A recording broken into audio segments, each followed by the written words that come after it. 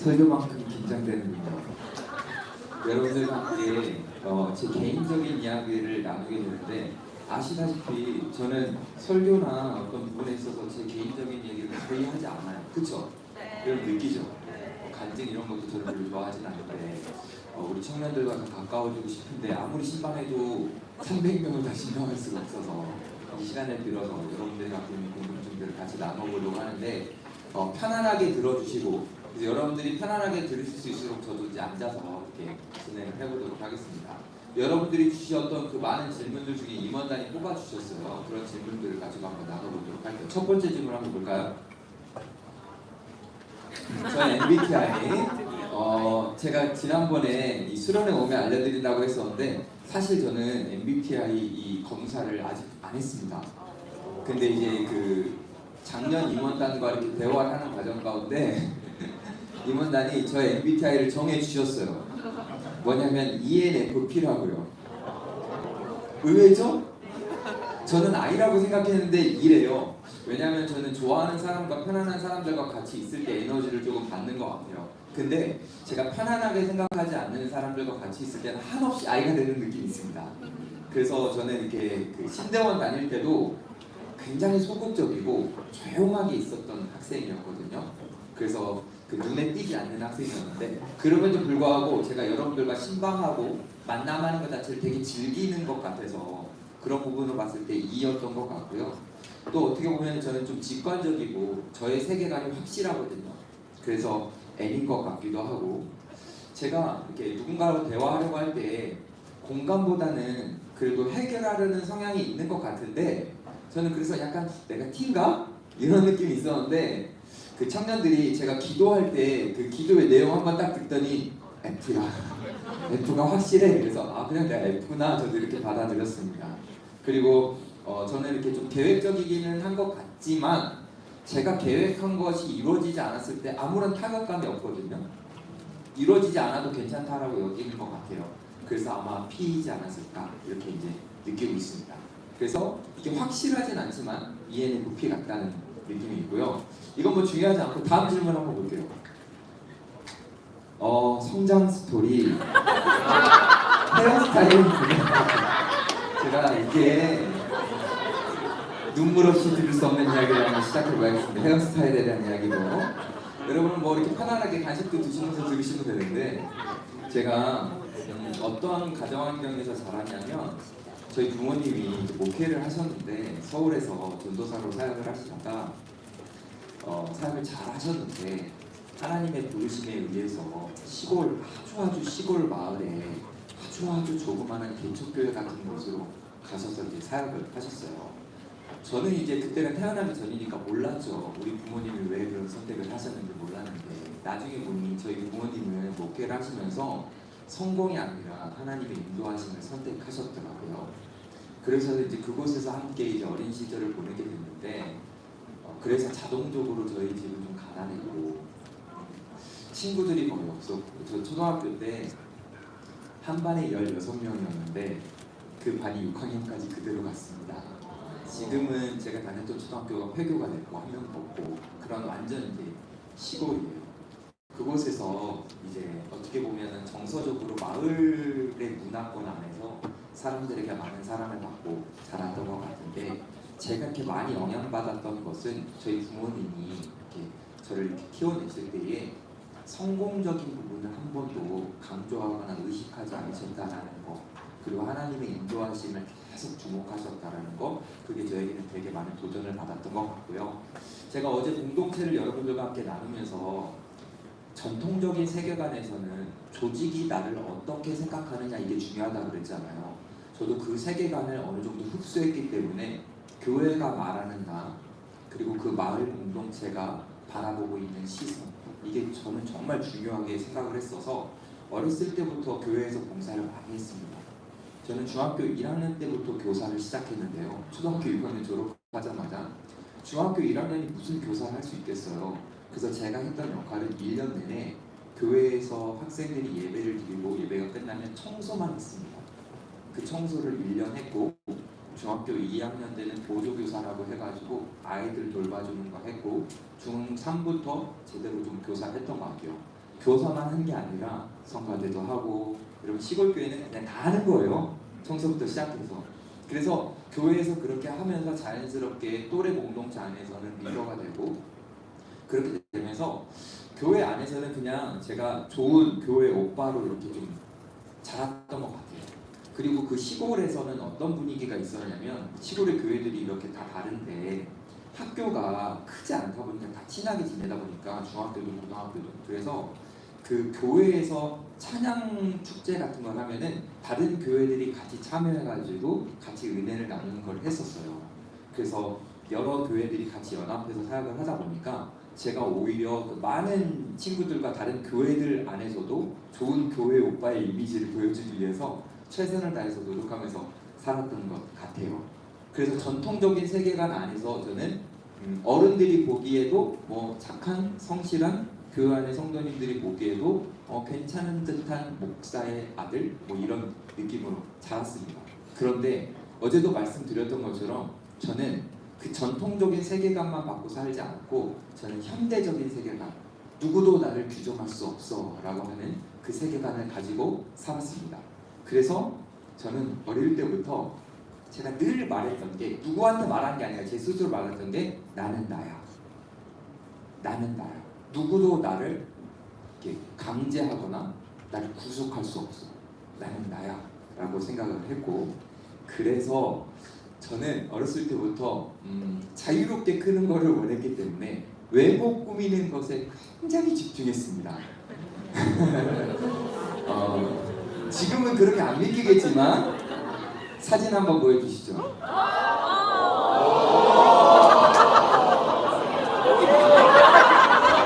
이게 오는 우인가요? 우 뭐 이런 느낌인가요?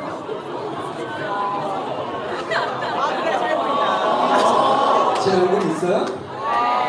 제가 사진을 안 찍는 스타일이라 사진을 못 찾아서 싸이월드에서 갖고 왔거든요.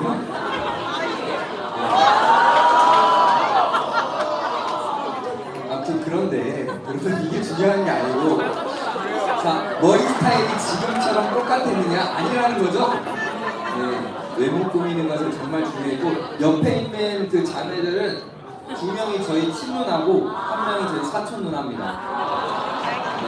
저희는 다른 사람들과 사진을 잘 안 찍었어요. 사진 찍는 거 워낙 안 좋아했고, 그래서 유일하게 가족 사진이 이렇게 이제 남아있어서 이걸 갖고 오게 됐는데, 제가 이 사진을 선택한 이유가요, 옷을 잘 보시면 리바이스입니다.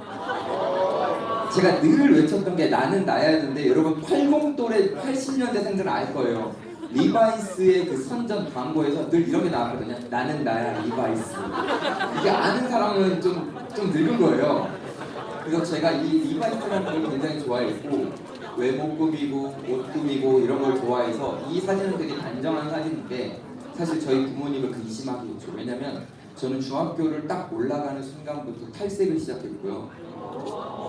네, 찢어진 옷도 있고. 그러니까 교회에서는 굉장히 성실하게 섬기는데 내가 하고 싶은 것은 막지 마라, 이런 타입이었어요. 그래서 중학교 때 두발 자유화가 아니었기 때문에 그 짧은 머리를 단속했는데, 저는 이것만큼은 양보하고 싶지 않아서, 그래서 개기면서 머리를 기르다가 선생님들이 한 번은 안 되겠다 싶어서 전교생이 보는 데서 제 머리를 잘랐습니다. 그런데 제가 그날 아빠한테 전화를 했죠. 아빠, 나 머리 잘렸어. 아빠가 나와. 그래서 아빠랑 같이 가서 미용실에 가서 여기만 다듬었습니다. 이게 무슨 말이냐면, 선생님은 제 여기만 딱 깎으면 제가 나머지도 다 깎을 거라고 생각했는데, 여기만 치고 나머지를 살렸습니다. 그만큼 저는 외모에, 누가 제 외모를 건드리는 것에 있어서는 타협이 없었고, 선생님들이 보는 저는 성실하고 착한 학생이었지만 이 외모만큼은 건들 수 없는, 그래서 나는 나야 이렇게 이제 생각하면서 살았어요. 그래서 전통적 세계관과 현대적 세계관을 이렇게 교묘하게 잘 섞어가지고, 장로님들이 저를 딱 봤을 때, 교회 장로님들이, 지훈아, 네가 찢어진 청바지만 안 입고 탈색만 안 했으면 좋겠다. 나머지는 다 괜찮은 것 같은데 라고 했을 때, 저는 그 이야기 속에 나머지 다 괜찮은 건 괜찮아, 그것만 듣고 늘 그냥 그렇게 제가 스타일대로 원하는 대로 살았던, 어린 시절은 그렇게 살았어요. 근데 제 성향 속에 뭐가 있었냐면 저는 한 번 결단하면 끝까지 갑니다. 뭐 이렇게 뭐라 해야 되지? 다른 사람들의 말에 의해서 잘 안 바뀌어요. 그래서 한 번 결단하면 그런데 이것에 대해서 이제 하나 말씀드릴 수 있는 사건이 하나 있었는데 제가 이제 어릴 때 시골에서 자라다 보니 돈도 없고 친구들은 PC방도 가고 하는데 저는 PC방 갈 돈도 별로 없고 막 어울리고 싶은데 그러다 보니까 제가 이제 취미로 삼았던 게 음악이었던 것 같아요. 그래서 이제 악기 연주 이런 것도 굉장히 좋아했는데 어느 순간 제가 드럼에 빠졌어요. 그래서 이제 그 드럼 연주를 너무너무 좋아하게 됐습니다. 그래서 맨날 이제 드럼을 이렇게 쳤는데 어느 순간 그 드럼을 치다 보니까 제 안에 이제 로망 같은 게 생기는 거예요. 그 조그만한 그 시골 안에서 이렇게 드럼을 치고 아무리 다른 교회 와서 이렇게 드럼을 치더라도 뭔가 나의 꿈을 더 펼쳐보고 싶은 거예요, 이 드럼으로. 그래서 혼자 이런 생각을 했었어요. 내가 몇천 명이 모이는 그런 공간에서 내 드럼 실력을 한번 보여주고 싶다라고 생각을 했었죠. 근데 그 말 안에, 그 생각 속에 내면 안에 뭐가 있었냐면 그렇게 해서 여자들에게 인기를 얻고 싶다. 이런 마음이 내면 안에 있었습니다. 여러분들 없어요? 저는 있었는데 와 이게 갑자기 실현됐어요. 제가 수련회를 이제 조그마한 교회다 보니까 언제든지 연합 수련회를 가게 됐는데 어떤 큰 연합 수련회를 이제 고등부 이렇게 중고등부 모임 연합 수련회 갔는데 진짜 제가 상상하던 일이 벌어졌는데 저는 수련회 가면 무조건 맨 앞자리에 앉거든요. 맨 앞자리에 앉기 위해서 경쟁이 치열한 밥도 안 먹었어요. 항상 은혜를 그 사모하는 마음으로 맨 앞자리에 앉았는데 그날도 맨 앞자리에 딱 앉아 있었습니다. 근데 상상하는 일이 현실이 이루어졌어요. 찬양팀이 외부에서 왔는데 드럼 주자가 배탈이 났어요. 제가 이걸 상상했었거든요. 나쁜 상상인데 그런데 그 인도하셨던 목사님이 갑자기 저를 알아보시는 거, 저는 그걸 모르는데 저 혹시 지훈이냐고. 예 맞습니다. 그랬더니 예전에 너가 드럼 연주하는 걸 봤는데 너 이번 수련회 때 한번 해주면 안 되냐. 이게 웬 횡재야. 진짜 막 어마어마하게 많은 아이들이 모여있는 곳에서 제가 이제 드럼 칠 수 있는 기회가 생긴 거잖아요. 하나님 제 기도가 이루어졌군요 하면서 드럼을 쳤죠. 드럼을 이제 막 그날 신나게 쳤습니다. 연주할 때 하나님도 뭐가 없어. 그냥 내 실력만 보여주면 되고 지금 저기 있는 여자애들이 눈이 반짝반짝 거리는데 오케이 옳다구나 됐다 이러고서 이제 드럼을 쳤어요. 그리고 제가 상상한 데 이루어졌습니다. 그날 드럼을 치고 이제 밤에 이제 집회가 끝나고 이렇게 친구들과 함께 야식을 이렇게 먹잖아요. 근데 편지가 무지하게 오는 거예요. 전 이것까지 상상했거든요.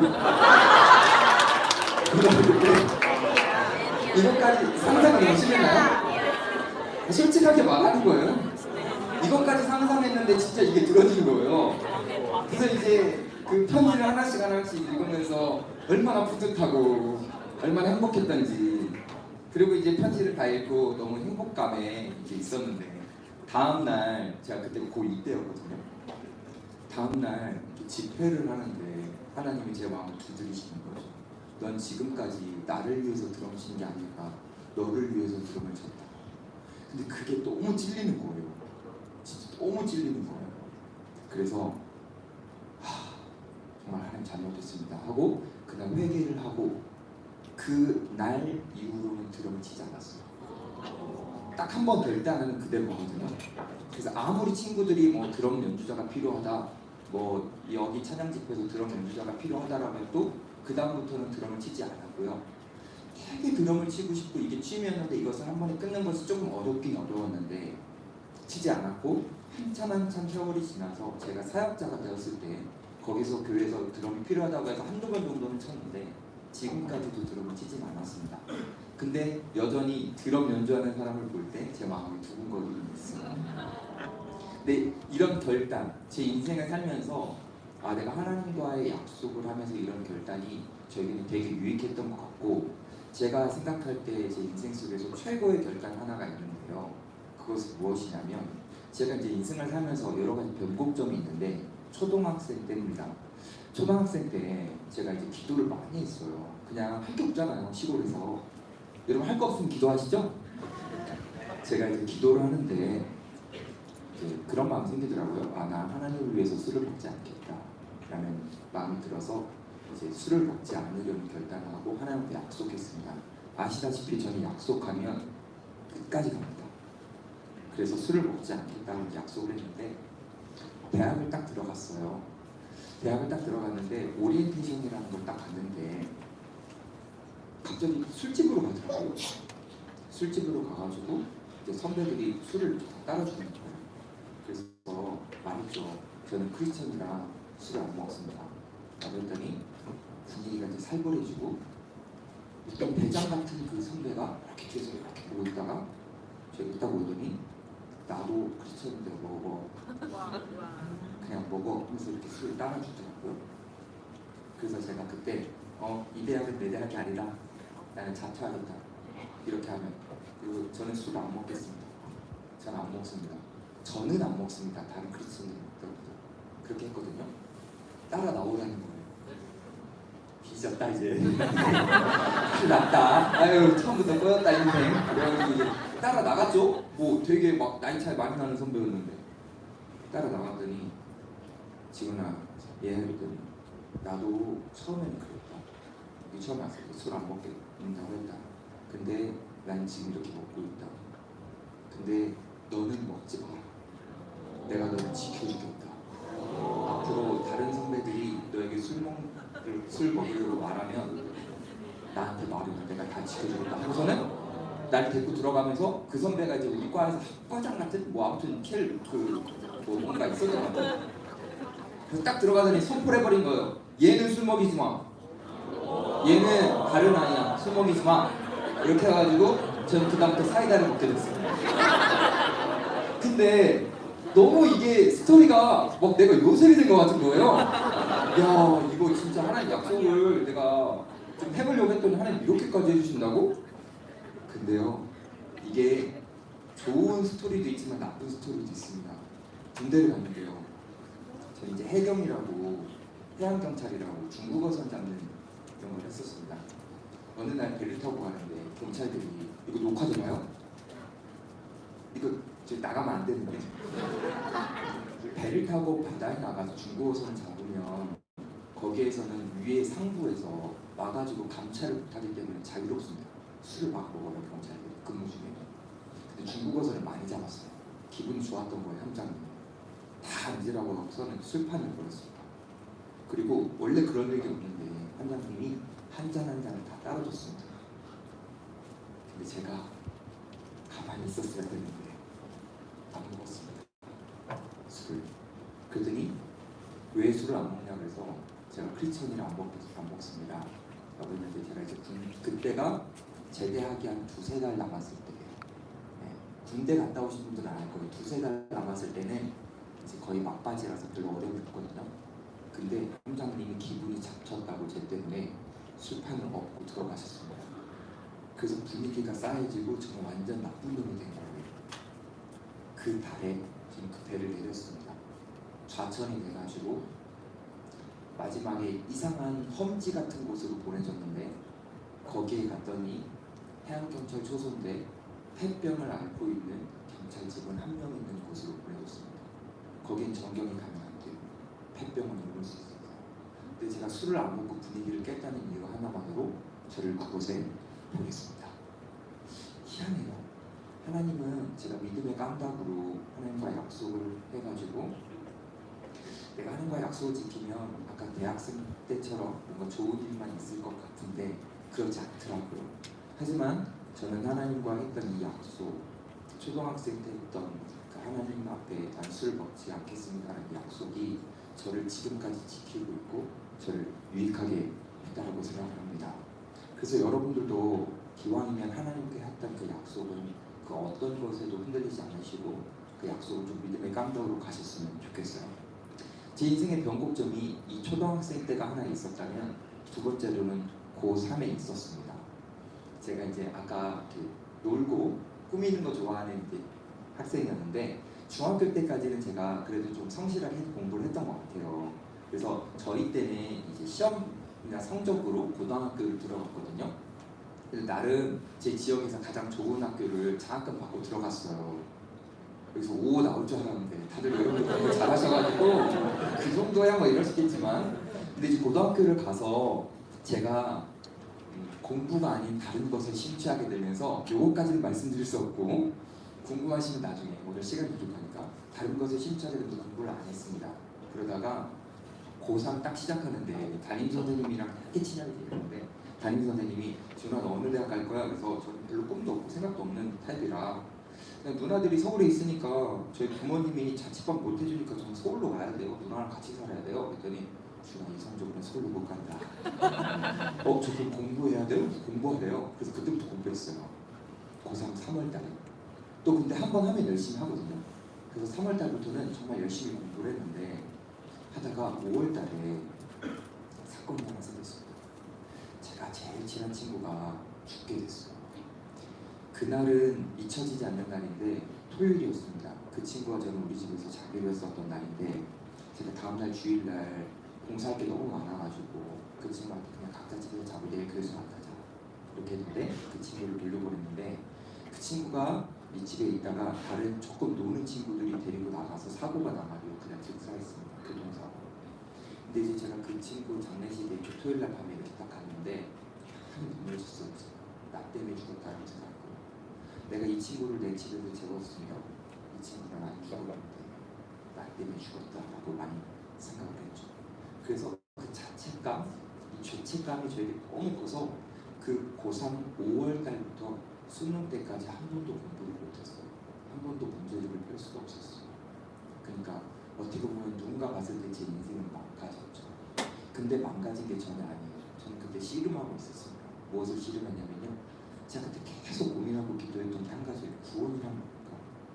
이 친구는 교회를 다녔었는데 죽기 직전에 죄를 많이 지었거든요. 과연 이 친구는 천국에 갔을까 지옥에 갔을까라는 고민을 엄청 했습니다. 제 다른 교회 다니는 친구들은 자기가 상관없으니까 그냥 이성적으로 말해버리는 거예요. 지옥 갔을 거야. 그냥 죄 짓다가 죽었어. 근데 저는 저 때문에 죽은 것 같으니까 그리고 제가 정말 사랑하는 친구니까 그렇게 그냥 쉽게 단정 지을 수는 없겠더라고요.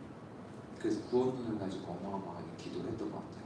그러면서 구원론을 정립했고요. 제가 엄청 토론했어요. 친구들. 하나님이 주시는 구원이란 우리의 죄와 상관없고 우리의 마지막 모습과도 상관없다라는 것. 그걸 엄청나게 토론하면서 제 나름대로 구원론을 정립했고 그때 하나 딱 배웠습니다. 공부보다는 사람이다 라는 걸 배웠습니다. 전 이게 그때 배웠던 굉장히 큰 자산이에요. 공부보다는 사람이 더 중요합니다. 이것에 대한 잘못된 이해가 제가 대학교 1학년 때 한 번 있는데요. 대학교를 정말 하나님의 은혜로 그래도 서울로 가게 됐어요. 서울로 가게 됐는데 제가 이제 대학교를 다니다가 중간고사가 거의 다 왔을 때 저는 이제 친구들이 딱 동년배만 친구가 아니라 시골은 그렇거든요. 한 살 위, 한 살 아래도 그냥 다 이렇게 어울려요. 근데 한 살 위 형인데 군대를 먼저 갔는데 제 친구들은 다 대전에 있었고 저는 서울에 있었는데 휴가를 나가고 있는데 그래가지고 저한테 전화가 왔어요. 준아 보고 싶다. 대전으로 와라. 근데 제가 중간고사 시험 기간이었거든요. 그래서 저 시험 기간인데 쉽지 않은데 그랬더니 나이가 공부냐 선택해라. 우정이냐 공부냐 선택해라. 그래서 저는 어떻게 해야 돼요? 공부보다 사람이니까 너지 나는 너야 라고 하면서 대전으로 내려가서 그 친구와 함께 2박 3일 보내는 것 같아요. 그래서 학고를 맞았습니다. 시험을 못 봤거든요. 1학년 2학기 1학기도 학고 맞았는데 2학기 그 타이밍에 다른 친구가 휴가를 나왔어요. 또 학고를 맞았습니다. 그래서 그때는 정말 무모했거든요. 이게 왜냐면 학고 맞으면 안 돼요. 공부를 열심히 해야 되거든요. 근데 저는 그때 그 학고를 메우기 위해 나중에 돌아와서 정말 열심히 하면서 그럼에도 불구하고 학고를 후회하지 않았습니다. 저는 너무 귀한 걸 배웠거든요. 공부보다 사람이라는 것을. 저는 이 공부보다 사람이라는 것을 그때 배우면서 왜 변곡점이 되었냐면 제가 사역을 할 때요. 공부할 수 있는 기회들이 여러 번 있었는데요. 공부를 하지 않았습니다. 왜냐면 저에게는 사람이 더 중요하니까요. 이게요. 제가 사역할 때는 어떻게 바뀌었냐면요. 사역보다 사람이 더 중요하다고 바뀌어서 전 지금도 이 마인드로 살아가고 있는데 이것을 하나님이 저에게 고3 때 가르쳐 주시지 않았다면 저는 되게 자기중심적이고 성취적인 사람이 되었을 거예요. 근데 하나님이 저에게 이렇게 알려주셔서 저는 지금 나름 하나님의 은혜로 사역하고 있는 것 같아요. 하나 더. 제가 이 변곡점들이 지금 인생에 여러 번이 있는데 다른 변곡점을 이제 소개해야 되기 때문에 다음 질문 한번 주십시오. 사진 말고 다음 질문. 하나님을 언제 어떻게 만나게 되었는가? 자, 제가 대학교 1학년 때 학고를 2번 맞고 또 적성도 안 맞는 것 같아서 이제 어떻게 마음을 먹었냐면 제가 이제 고3 때도 사실 공부가 안 됐잖아요. 그 사건으로 인해서. 그래서 저는 군대를 빨리 갔다 와서 다시 수능을 보고 제가 원하는 진로를 가려고 생각을 했습니다. 그래서 이제 군대를 바로 갔는데 제가 해경에 갔던 이유는 다른 이유가 아니라요. 저는 워낙 친구들을 좋아했어요. 근데 육군은 동반 입대도 2명이 같이 가는 게 가능한데요. 해경은 무한대입니다. 여러분 몰랐죠? 해경은요 여러 사람이 같이 갈 수 있어요. 그래서요 그 여러 사람이 같이 지원해서 통과만 되면은 그 같은 지역으로 같이 배정될 수 있습니다. 그래서 딱 이 이유 하나만으로 저를 포함한 친구 4명이 해경에 지원한 겁니다. 해경이 아무것도 모르는 상태로. 와, 하나님의 은혜죠. 저만 붙었습니다.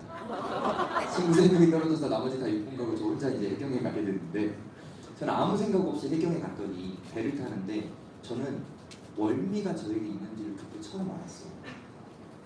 얼마나 월미를 심하게 했는지.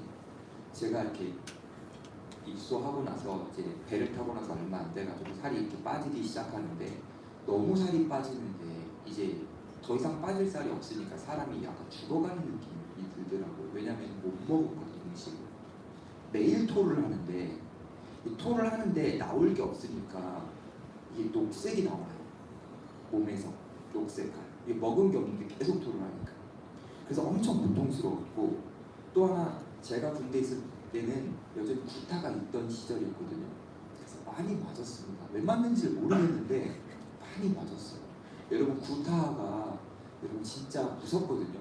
근데요 제가 경험했던 가장 무서웠던 구타는 창고로 저를 데려가가지고 이 부식 창고였는데 빛이 안 들어와요. 완전한 어둠입니다. 완전한 어둠 가운데 차렷 자세로 저를 세우고 때리는데 어디에서 어떻게 맞을지를 모르니까 이게 굉장한 공포더라고요. 차라리 밝은 데서요 엎드려 하고 때리면요 엉덩이에 힘을 주거나 뺄 수 있죠. 근데요 그런 안 보이는 곳에서 구타를 할 때는 진짜 공포심이 엄청 밀려오더라고요. 그러면서 구타와 함께 제가 못 먹고 괴롭힘을 많이 받다 보니까 제 인생의 이제 밑바닥을 치게 됐습니다. 그때 제가 이제 자살 기도를 하게 되거든요. 배를 타다가 바다를 딱 보는데 뛰어들고 싶은 거예요. 왜냐면 이 바다로 뛰어들면 그때부터는 하나님이 저를 천국으로 이끌어 주셔서 편할 것 같은 거예요. 이 고통에서 벗어날 것 같은 거예요. 그래서 뛰어들고 싶은데 뛰어들라고만 하면 부모님 생각이 나는 거예요. 그리고 또 하나님이 안 기뻐하실 것 같고. 그래서 이제 뛰어들지는 못하고 그때부터 고민했습니다. 나라는 존재는 누구인가?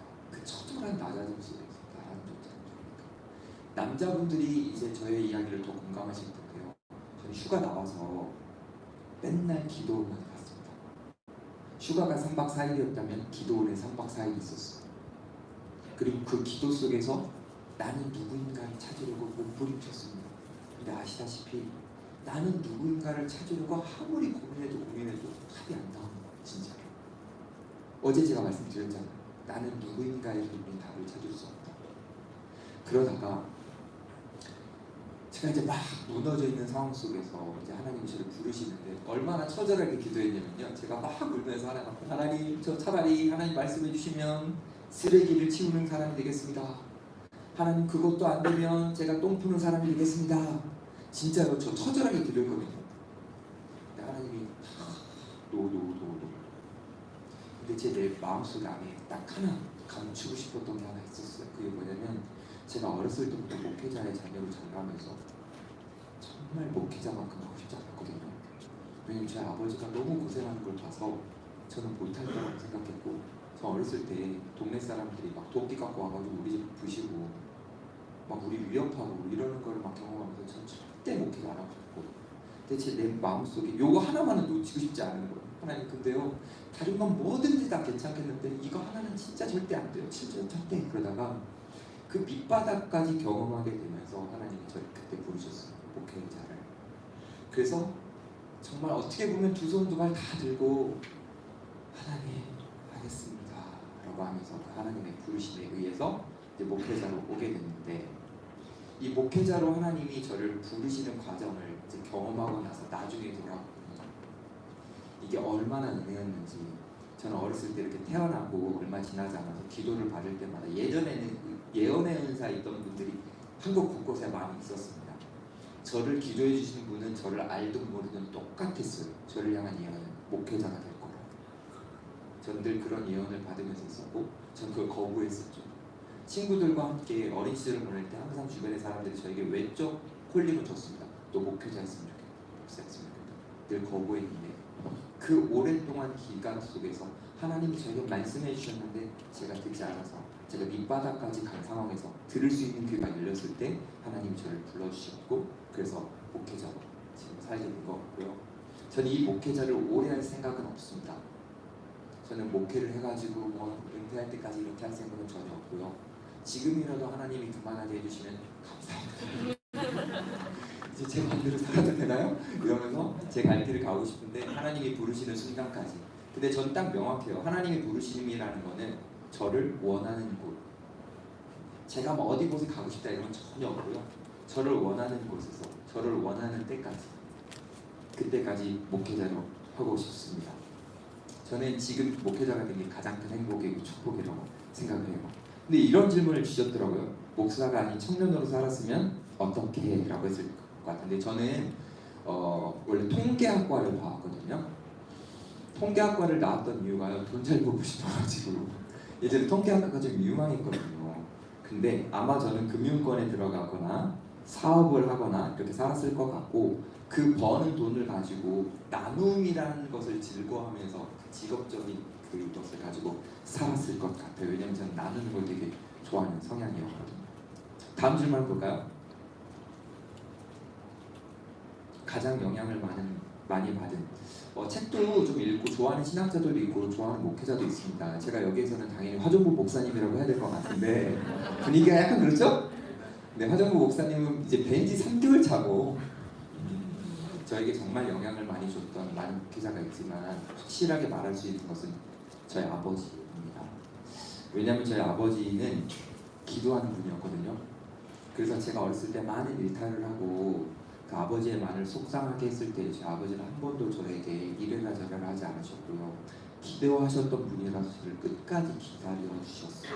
저는 이 기다림이라는 것을 아버지라는 목회자에게 배우면서 지금 제가 목회하고 있는 이 순간에 청년들을 기다려주고 성도들을 기다려줘야 된다는 게 얼마나 어려운지를 느끼는데 그래도 이 느낌을 아버지를 통해서 배웠기 때문에 너무 감사하게 여기고 있습니다. 그래서 저는 아버지의 영향을 많이 받은 것 같고 또 한 분은 저희 어머니인데요. 저는 성경을 어머니한테 다 배웠습니다. 어머니가 저를 성경을 다 가르쳐 주셨어요. 저는 어렸을 때 엄마가 다 설교를 했습니다. 시골 교회여가지고 부교육제를 안 뒀거든요 아버지가. 그래서 엄마가 초등학교, 유년부, 중고등부 다 설교를 하셨거든요. 그리고 성경 공부도 어머니가 다 직접 하셨고 그래서 어머니한테 성경적 사고, 성경적 세계관을 다 배웠습니다. 그래서 저한테는 사실 많은 책도 유익했지만 기도하는 아버지, 말씀을 가르쳐 주시는 어머니가 저에게는 제일 소중한, 지금도 제일 강력한 멘토였던 것 같아요. 여러분들도 이런 아버지가 되십시오. 이런 어머니가 되십시오. 기도하며 기다려주는 아버지, 그리고 말씀으로 잘 양육해주는 어머니가 되십시오. 저는 그런 부모님이 참 좋더라고요. 다음 질문이요. 가장 오랫동안 힘이 된 구절. 가장 오랫동안이라는 건 참 없는 것 같아요. 이렇게 그때그때 바뀌게 되는데 저는 요즘 이렇게 목회자가 된 이후에 고린도후서 6장 10절 말씀을 정말 좋아하거든요. 근심하는 자 같으나 기뻐하고 가난한 자 같으나 부유하게 하고 아무것도 없는 자 같으나 모든 것을 가진 자로다. 이게 저를 말하는 것 같아서 제가 힘들고 뭔가 욕심이 생기고 어떤 욕망이 생길 때 이 말씀을 묵상하면서 내가 누구인지를 확인하게 돼서 참 좋아하는 말씀이고요. 좋아하는 찬양은 정결한 마음 주시옵소서라는 찬양인데요. 그 찬양의 중반 부분에 보면 이런 가사가 나와요. 구원의 기쁨 다시 회복시키시고 라는 표현이 나오거든요. 제가 청년 때 이 찬양을 아마 수천 번 불렀을 거예요. 왜냐하면 제가 어떤 불편함이 생기고 관계 속에서 어려움이 생기고 제 인생에 대해서 좀 아쉬움이 생길 때요, 제가 하나님 앞에 그 기도하는 자리에 나가가지고요, 구원의 기쁨 다시 회복시키시고 이것만 부르면서 계속 울었어요. 왜냐면 저는 제가 알거든요. 구원의 기쁨이 내 모든 불편을 다 이길 수 있는데, 이 나를 향해 베풀어진 구원의 기쁨이 약해지면 불편함과 아쉬움들이 올라오거든요. 그래서 이 불편함과 아쉬움을 이길 수 있는 가장 큰 것은 내가 다시 구원의 기쁨으로 내가 막 감격스러워져야 되는 것이라서 저는 늘 이 찬양을 부르면서 제 마음을 다스렸던 것 같습니다. 그래서 이 찬양을 가장 좋아했어요. 다음 질문이요. 이게 궁금해요? 여러분 설교할 거 아니잖아요. 궁금해요? 아이고, 하필 또 오늘 부장님과 장로님과 권사님이 오셨어요. 아이고, 이거 어떡하나. 제가 너무 이렇게 나이도 어리고 연약한 이렇게 설교자인데, 제가 이거를 어떻게 설명드릴까 하다가 그냥 편안하게 솔직하게 말씀드려야 될 것 같다라고 생각이 들었어요. 저는 설교를 준비할 때 더하기, 빼기, 나누기, 곱하기를 중요하게 여깁니다. 처음에 더하기를 하는데요, 많은 자료들을 봅니다. 묵상도 많이 하고요. 그래서 그 한 본문을 볼 때 여러 가지 그 본문을 볼 수 있는 여러 가지 해석들, 그리고 제가 그 말씀을 계속 읽어보면서 드는 그런 생각들, 이런 것들을 다 기록해요. 다. 그러니까 자료가 엄청 방대하게 준비해 놓고요, 다 더하기를 해놓은 다음에 빼기를 합니다. 그래서 빼기 하는 방법을 이제 알려드리려고 제가 오늘 갖고 왔는데, 저는 설교를 수기로 다 씁니다. 지금도 이렇게 이제 제가 청년부 설교 50분 하잖아요. 다 씁니다. 이게 백이에요. 왜 백이냐면 손이 너무 아파요. 진짜 매주 쓰려니까 손이 너무 아파요. 그럼 손이 아프면 여러분 어떻게 해요? 덜 써요. 이게 백이에요. 이게 사실 이게 무슨 말이야 싶겠지만, 제가 이렇게 해보다 보니까 그냥 타이핑으로 치잖아요. 그러면 군더더기가 들어갑니다. 저는 제 설교예요. 그래서요, 진짜 뭐 빡센 한 주간일 때 제가 이거 수기로 못 쓸 때가 한두 번 있거든요. 그러면요, 그때 설교하고 나면요, 아내가 말해요. 이번 설교는 군더더기가 있는데. 그럼 제가 혼자 속으로 찔려요. 나 수기로 안 썼는데. 그러니까 저는 이 빼기, 많은 자료들 속에서 안 넣어야 될 것들, 오늘 이 청년들과 상관없는 것들, 연결이 안 되는 것들을 빼는 작업이 중요한 것 같아서, 그래서 이제 이렇게 다 빼는, 그것이 이제 수기로 작업하는 작업이고, 그런 다음에 나누기는 뭐냐면, 제가 이렇게 손으로 쓰고 이제 다시 타이핑을 친 다음에 아내에게 보여줍니다. 그러면 아내가 제 설교문을 읽고 피드백을 해줍니다. 이런 부분은 이렇게 좀 했으면 좋겠다 라고 하면은 그거를 제가 피드백을 받고 수정을 합니다. 그 과정이 저에게는 되게 중요하고요. 그런 다음에 이제 곱하기는 뭐냐면, 제가 이제 늘 설교할 때마다 느끼는 건데, 아무리 열심히 설교를 준비해도 안 될 때는 안 돼요. 근데 이 설교를 준비하는 것과 상관없이 폭발적으로 하나님이 이렇게 잘 되게 해주시는 게 뭐냐면, 기도를 많이 해야 되거든요. 그래서 항상 기도를 합니다. 기도, 설교문이 준비됐고 얼마나 준비되냐 상관없이 제가 얼마나 기도하느냐에 따라서 설교가 달라지기 때문에, 그래서 마지막에 곱하기를 기도로 하는 겁니다. 더하고 빼고 나누고 곱하기의 과정을 거쳐서 설교를 준비하는 것 같습니다. 뭐 여러분들 설교 준비 안 할 거니까 관심 없으실 것 같은데, 근데 이 뒤에 거도 성경을 바라보는 시각이 있는지 궁금한데, 이게 더 궁금하신 거죠, 여러분들은? 저는 어렸을 때부터 이제 성경을 엄마한테 많이 배웠는데, 저희 엄마가 저를 이렇게 학창 시절에 공부하라고는 한 번도 안 했는데, 여름 방학이 되면 그 여름방학 기간 안에 성경 일독을 무조건 하게 하셨어요. 그래서 성경 일독을 해야 되는데, 여러분 여름방학 한 그 기간에 성경 일독하려면 계속 읽어야 되거든요. 근데 저는 이게 우리 엄마가 저를 왜 시켰는지 나중에 알겠어요. 통전적으로 보라고. 우리는 성경을 설교로만 계속 듣다 보니까 부분으로 계속 보는 거야. 나무로. 근데 이 나무 봤다, 저 나무 봤다, 이 나무 봤다 하니까 숲을 잘 못 보는 것 같아요.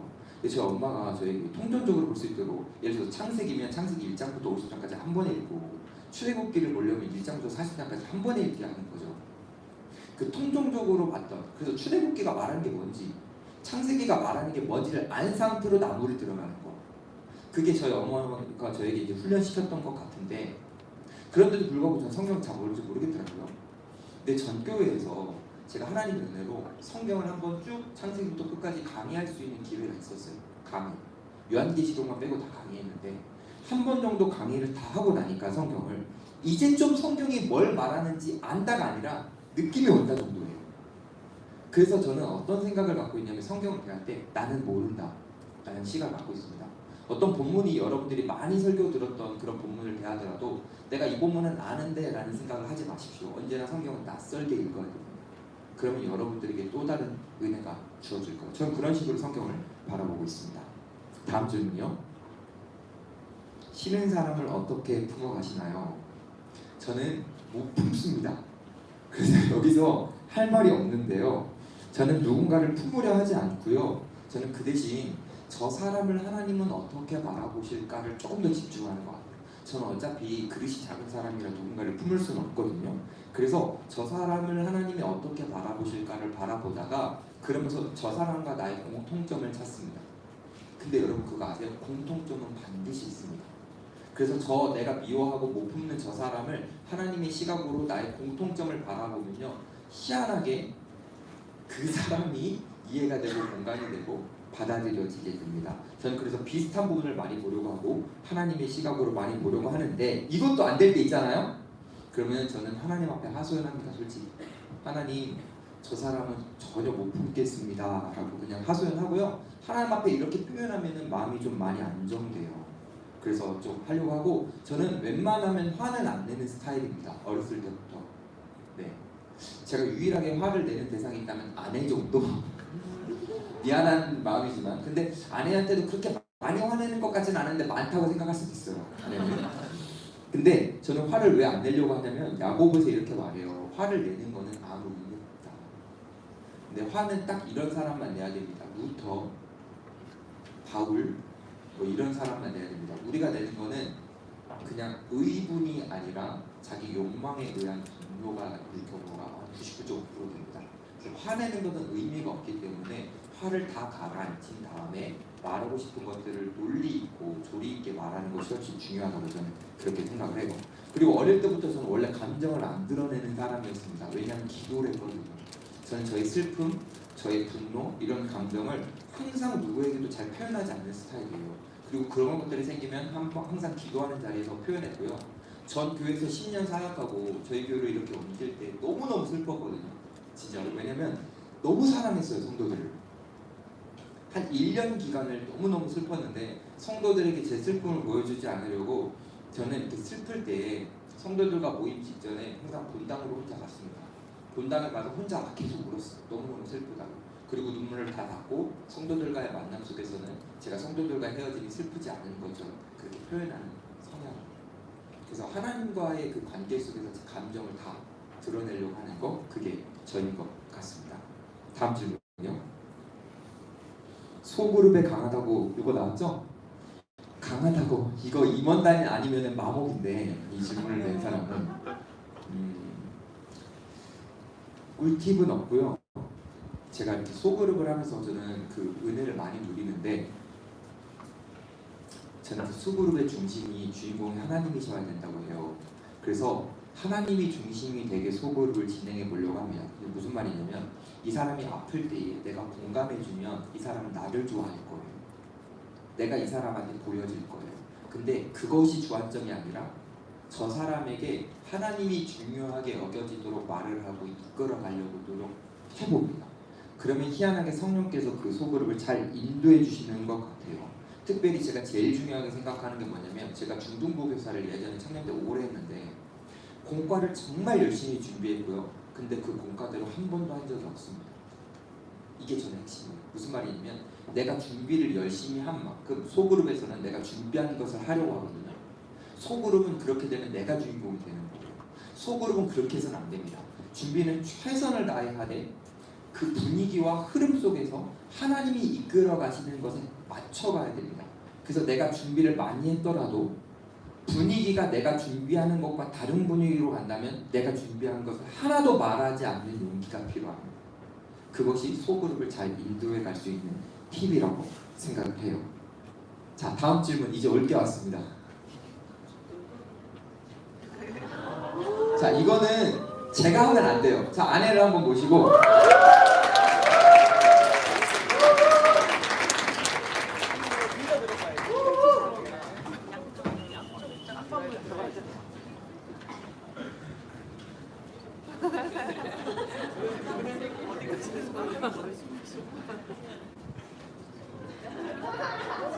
눈이 너무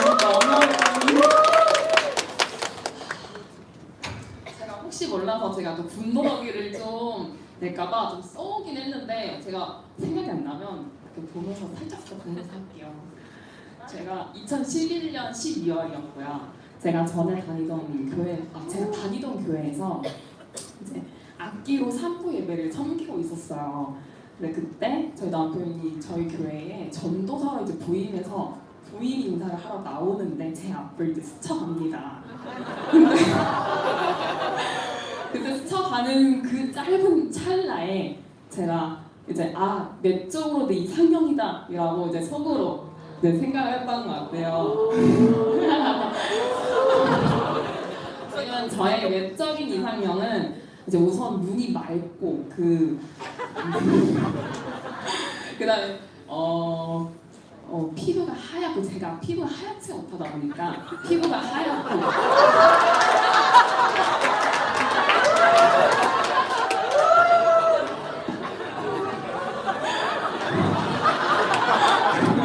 그리고 뭔가 그냥 이 사람 단단할 것 같은 느낌적인 느낌 그런 것들과 이제 제가 반듯하고 깔끔하고 누가 봐도 되게 바를 것만 같은 이런 이미지가 저한테는 외적인 이상형이었거든요. 그러니까 찰나에 제가 그걸 딱 느낀 것 같아서 그래서 제가 속으로는 뭔가 내가 저 사람을 좋아할 것 같다라는 느낌이 있었던 것 같아요. 그래서 이제 그때도 저는 이 남편이 너무 궁금한 거예요. 근데 제가 성격이 제 표현이 되게 적극적인 사람입니다. 이제 그러다 보니까 이게 근데 제가 마침 또 제가 이제 그때 단기 선교를 가게 됐는데 저희 단기 선교원 팀에 이제 팀원으로 저희 남편의 고향에 있던 동생이 저희 팀원으로 있었어요. 전 남편이 너무 궁금한데 남편에 대한 정보를 알 수가 없잖아요. 근데 저한테는 그 오빠밖에 없는 거죠. 그래서 그 오빠한테 계속적으로 이제 남편에 대한 정보를 막 물어보고 이제 그래서 되게 적극적으로 했다 보니까 저희 남편은 당연히 저의 마음을 알 수밖에 없었죠. 제가 너무 티를 내니까 이제 그런데 접점이 없는 거예요. 저랑 남편이랑 그러니까 진행이 안 되니까 빠른 결과물을 내길 원하는 제 성향상 저는 이제 답답함을 느끼기 시작한 거예요. 왜냐면 사역자라는 것은 이제 하나님의 부르심에 따라서 이제 가야 하니까 이 사람이랑 내가 언제 헤어질지 모르니까 이제 그거에 대한 이제 후회를 남기기 싫은 거예요. 그래서 남기기 싫어가지고 이제 안 되겠다. 이 접점을 만들어야겠다. 내가 당신의 세계로 들어가겠다. 이제 한 거예요.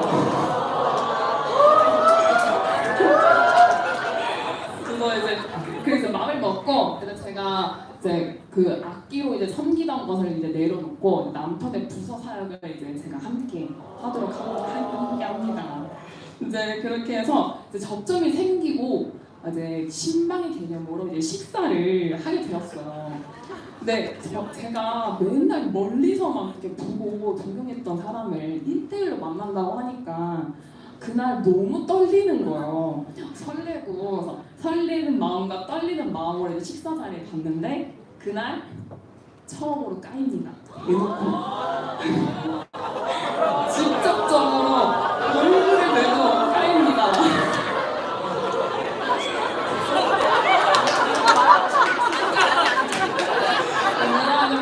저한테 전 선생님이 싫어요. 라고 대놓고 하는 거거든요.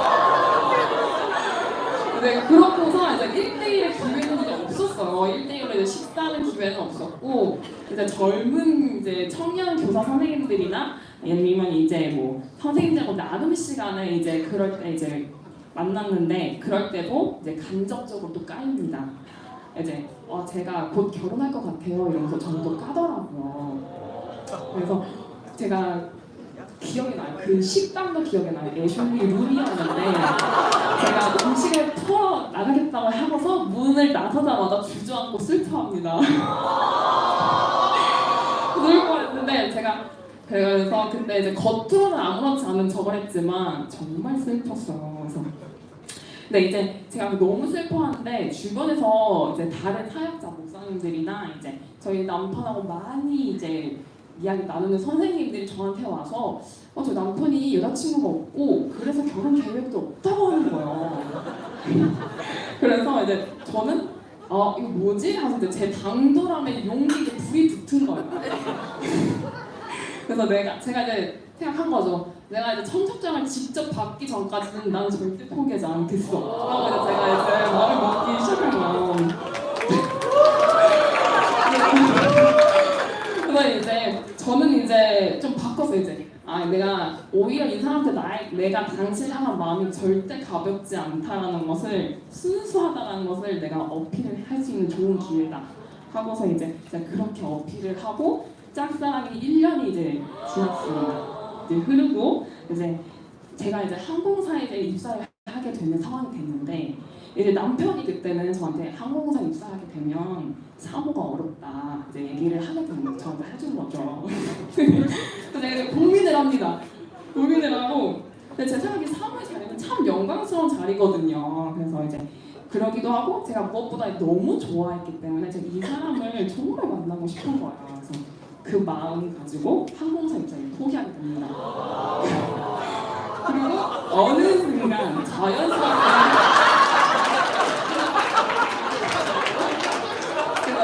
자연스럽게 연애가 시작됐는데 제 입장에서는 고백은 남편이 아닌 것 같았어요. 근데 그렇게 시작했지만 저희의 연애는 일반적이지 않았던 것 같아요. 남편이 사역이 지금도 그랬지만 그 이전에도 사역이 되게 우선이었던 사람이었어가지고 데이트를 진짜 많이 못했어요. 그래가지고 시간이 난다 그러면 이제 그때 이제 대기했다 만나는 전 대기조였어요. 대기조. 이제 그런 말이 남편이 너무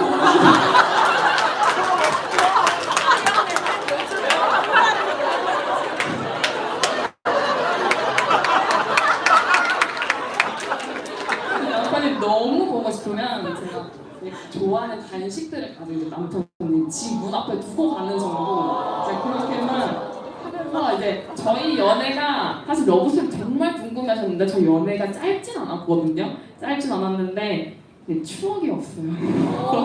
저희 연애 때 러브스토리는 여기까지 하겠습니다. 제가 남자 쪽 입장을 얘기해야 되는데 시간이 다 됐는데 어떡하죠? 밥 10분만 늦게 먹어도 돼요? 인원단 괜찮습니까? 안 돼요?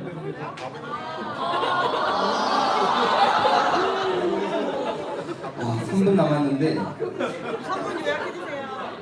짧게 해볼까요? 이제 남자 쪽 입장. 저는 아내를 만나기 전에 여친이 있었어요. 그 전 여친과 이제 결혼을 하려고 생각을 했었습니다. 신대원 다닐 때였거든요. 근데 다 생략하고 5분만 다 생략하고 그 여친과 결혼하려고 했는데 가는 길이 달랐어요. 결국은 그 여자 쪽은 이제 그 여자는 저에게 목회를 하지 말라. 저는 그 여자에게 사업을 하지 말라. 그래서 이제 가는 길이 너무 다르다 보니까 감정은 괜찮았는데 그래서 결국 헤어지게 됐는데 헤어질 때 굉장히 슬펐어요. 감정이 있었는데 가는 길이 달라서. 근데 제가 이제 그때 어떤 걸 느꼈냐면 내가 누군가를 사랑해도 책임질 수는 없구나. 나라는 존재는 누군가를 슬퍼하게 하는 사람이구나. 나는 연약한 존재구나 라고 생각을 해서 그때 기도하면서 내가 누군가를 책임질 수 없다면 나는 사랑할 자격이 없다라고 생각을 해서 그때 무모하게 독신으로 살려고 했습니다. 나는 누군가를 사랑할 자격이 없다. 근데 이제 첫 사역지를 딱 갔는데 이게 사역지에서 성도의 한 과반수 이상 여자잖아요. 그러다 보니까 제가 여자친구가 없다 이런 표현들이 굉장히 이제 오해 소지도 많고 안 좋은 일이 많이 일어날 수 있는 배경이 되었어요. 그래서 제가 이제 결혼할 사람이 있다, 사귀는 사람이 있다 하는 식으로 이제 말을 했던 거죠. 그리고 아내는 제가 처음 만났을 때 제가 처음 봤던 순간이 교복 입었거든요. 고3. 그리고 지금 말했던 이 이야기가 20살입니다. 저는 범죄처럼 느껴졌어요. 여자가 나를 좋아한다고 하는데 내가 이거를 받아들이면 약간 너무 범죄 같은 거. 나이 차이가 나다 보니까. 그래서 이제 아니다, 나는 당신이 안 된다 라고 하면서 막았죠. 근데 진짜 하나님의 은혜가 뭐였냐면, 하나님이 저는 이렇게 제가 오해와 이렇게 빗장을 딱 쳐놓고 난 여자를 안 만날 거야, 난 이제 상처 주지 않을 거야 라고 생각할 때, 어쩌면 아내처럼 저렇게 강력하게 두드리는 여자가 아니었다면 저는 누구와도 연애도 못하고 쓸쓸히 살았을 텐데, 하나님이 저의 그 빗장을 아시고 제 아내의 그 강력한 성향을 정말 무대뽀로 막 계속 밀고 들어오는 그 성향을 통해서 만나게 해주셨던 것 같아요. 그래서 이제 자연스럽게 시작하게 됐는데, 이것보다 더 중요한 것은 이제 결혼이죠. 어떻게 결혼하게 되었는가? 제가 연애는 하는데 아내의 성향이 안 맞는 거예요. 아내는 사모의 텐션이 아니야. 아내는 일단 흔들어 제껴야 되는데, 교회에서 제가 있는데 뒤에서 흔들어 제끼고 있으면 이게 안 맞잖아. 누가 봐도 사모가 아닌 거예요. 그래가지고 하나님 앞에 이제 기도하기 시작했고, 하나님 아닌 것 같은데 저는 이해가 안 되는데 어떻게 해야 됩니까? 이러면서 이제 연애를 하고 있는데, 왜냐면 저 때문에 꿈을 포기했는데 이러니까 이제 막 그렇게 살고 있었어요. 그러다가 제가 이제 사역지를 옮겨서 다른 사역지에 사역을 하다가 사건이 생겼어요.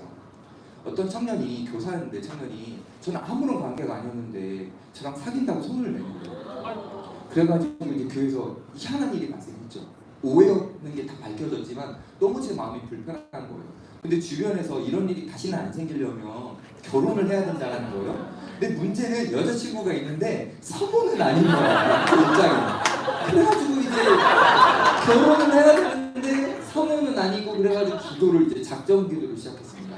하나님, 저 여자가 정말 맞습니까? 라고 작정 기도를 했는데 첫 번째 응답을 받았습니다. 그래서 이해가 되는 거예요. 아, 저 여자가 내 아내구나. 근데 납득이 안 되는 거예요. 이해가 되는데. 그래서 두 번째 기도를, 작정 기도를 시작했습니다. 하나님, 저 여자가 정말 맞습니까? 또 맞다라는 거예요. 그래서 이제 납득이 됐는데 안 받아들여져. 행동이 안 되는 거예요. 여러분, 이거 중요한 거예요. 여러분들이 기도하고 하나님 말씀 들어도 이해와 납득과 행동은 달라요. 자, 마지막으로 기도했습니다. 정말 이건 말도 안 되는 걸 하나님 앞에 요구했어요. 왜냐면 아니라고 해주길 바랬거든요. 그래서 하나님 앞에 기도를 했는데 하나님이 신비하게 역사해 주시는 거죠. 그래서 맞다라는 거예요. 근데 하나님이 3번이나 저에게 응답을 주셨으니까 그래, 맞구나 하고서는 이제 제가 아내한테 결혼하자고 했죠. 그리고 결혼하자고 하고서 장모님, 장인어른한테 이제 인사를 드리러 갔더니 장인어른이 저한테 이렇게 말씀하십니다. 자네 정말 괜찮겠나? 내 딸도 나는 버겁네. 버거워도 어떻게 하겠어요? 주님이 만나라고 하시니까 이제 만나는 거죠. 이제 그렇게 해서 이제 만났어요. 근데 배우자 기도 이런 거 궁금해 하시는데 저는 배우자 기도를 별로 안 했습니다. 왜냐하면 저는 어렸을 때부터 하나님 저 이거 주세요, 이거 주세요, 이런 기도를 거의 안 했어요. 왜냐면 저는 하나님과의 관계가 좋았다고 생각했고, 하나님은 항상 저에게 최선의 것을, 최고의 것을 주셨기 때문에 제가 그런 걸 구할 필요가 없다고 생각했어요. 여러분들 배우자 기도 별로 안 하셔도 돼요. 하나님과의 관계가 여러분들에게 최상이고, 그럼 하나님 여러분들에게 최고의 것을 주십니다. 그걸 그냥 믿어버리시면 되는데, 제가 딱 하나 하나님 앞에 기도했던 거, 그냥 이거 집중적으로 기도하는 게 아니라 이렇게 기도했어요. 하나님, 그냥 저는요 지혜로운 여자를 만나고 싶습니다. 저희 엄마처럼요 지혜로운 여자를 만나고 싶습니다 라고 했는데 하나님이 문지혜를 주셨습니다. 이름만 지혜였어요. 잘 들어보세요. 그래서 1분 정도 해야 돼요. 전 그래서 결혼하고 나서 같이 살아가는데 이해가 안 되는 거예요. 난 지혜로운 여자를 달라고 했는데 왜 하나님이 문지혜를 주셨을까? 지혜롭지 않게 느껴지는 거예요. 제가 생각하는 지혜는, 제가 이렇게 사역을 할 때 뒤에서 조용조용히 성도님 제가 기도하겠습니다 이런 걸 좀 이렇게 생각을 했는데, 아 성도님! 아 제가요? 이게 지혜인가 과연? 이렇게 생각을 했죠. 근데요 하나님이 제 마음을 바꾸시더라고요.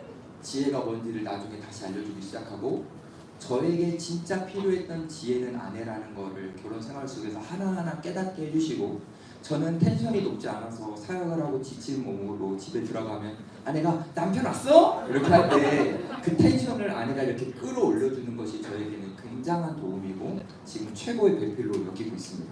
그래서 하나님을 그냥 믿어버리니까 그렇게 최고의 배필을 만나게 되는 것 같고요. 하나만 말씀드리고 마칠게요. 저는 배우자 기도를 거의 안 했다고 했잖아요.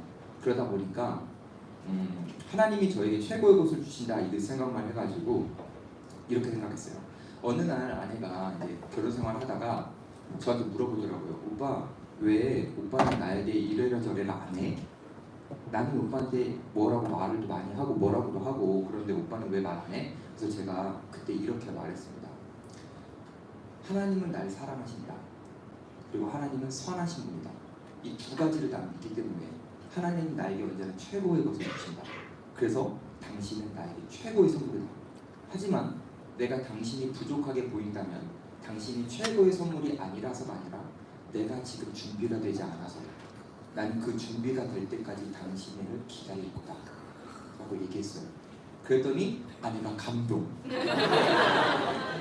여러분 그겁니다.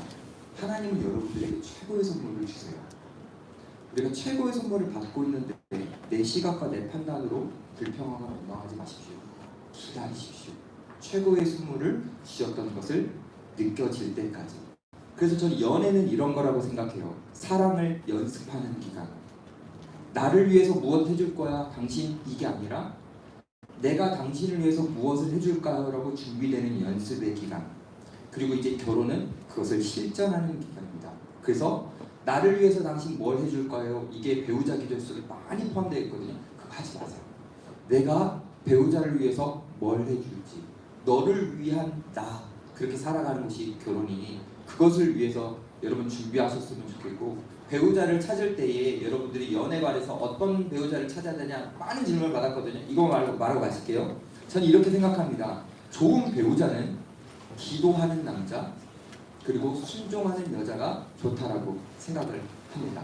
그러니 이것을 다르게 말하면 여러분들이 좋은 배우자가 되고 싶을 때에 여자라면 내가 사랑스럽고 순종할 수 있는 사람인지를 확인하시고 그런 성향을 키워가시고 남자라면 에베소서에서 존경을 받으라라고 했으니까 존경받을 수 있는 모습을 키워가시고 그리고 기도를 많이 해주셔서 여성이 어떤 모습을 갖고 있든지 다 품어줄 수 있는 모습들을 여러분들이 이뤄가십시오. 오늘은 여기까지 할까요? 좋습니다. 네, 긴 시간 참여해주셔서 감사합니다. 제가 기도 한번 하고 마치겠습니다. 하나님, 오늘 여러 가지 주제를 나눴고 저에 대해서 나눴지만 사실 저를 통해서 주님이 보여지기를 바랬는데 그 주님이 희미하게 보여줬다 하더라도 우리 청년들 마음속에 주님이 주시는 마음, 하나님이 주시는 그 거룩한 세계관을 우리 청년들이 품을 수 있도록 도와주시옵소서. 감사드리며 예수님의 이름으로 기도드립니다. 아멘.